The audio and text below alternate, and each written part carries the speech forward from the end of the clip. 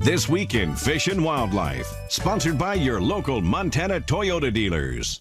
Thursday morning time once again for This Week in Fish and Wildlife. Joining us this morning, Andrea Jones from the Montana Department of Fish, Wildlife and Parks. Hunting season is going for many folks. The youngsters are going to get a chance starting next week. Let's talk about the youth hunt.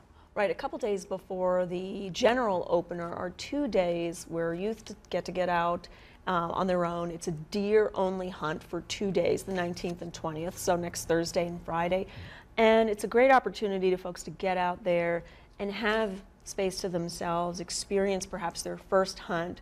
This is for kids 12 to 15 licensed with Hunter Ed. We do also allow apprentice hunters with their mentor of 10 to 15 to get out and hunt as well. And then the next day, that Saturday, the general season, rifle season open.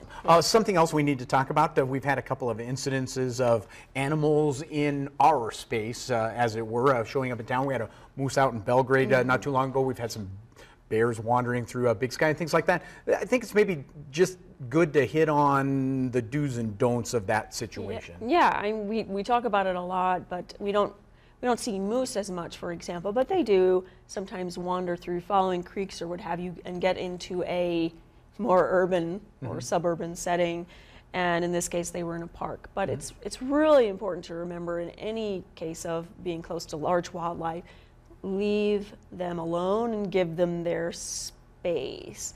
And sometimes what happens in a case like this is it's very interesting, and obviously it's a novelty to have a moose so close to town. They are majestic. It's cool to see, but we need to not call all our friends and all of a sudden have a mob scene where that moose doesn't have an escape route. So sometimes we'll have a crowd. Same thing with bears up trees, and then they don't feel that it's safe to get down and move on. So typically we wouldn't even notice sometimes, if a moose is coming through an area, they're quiet, it might be at night or what have you, and they'll just move on through. But if a crowd gathers, then we have a different situation. This moose in particular became very stressed. And you could imagine not used to doesn't know where it's at, and all of a sudden it's got lots of people looking at it. So really important that we give animals their space and we look at the signs of stress.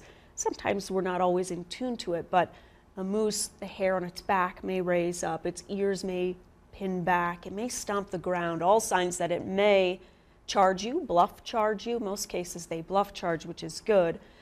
A moose is a little bit unlike a bear or a mountain lion in that you can walk away, turn, and if you have to, run behind a tree. Typically we say that can create an instinctive predatory response in, say, a bear. Moose are very large. We want you to protect yourself. If you see that kind of behavior, you'll want to get in a car, get in a building, get behind some kind of hard object. Some good advice there for keeping us safe and keeping the animals safe at the same time.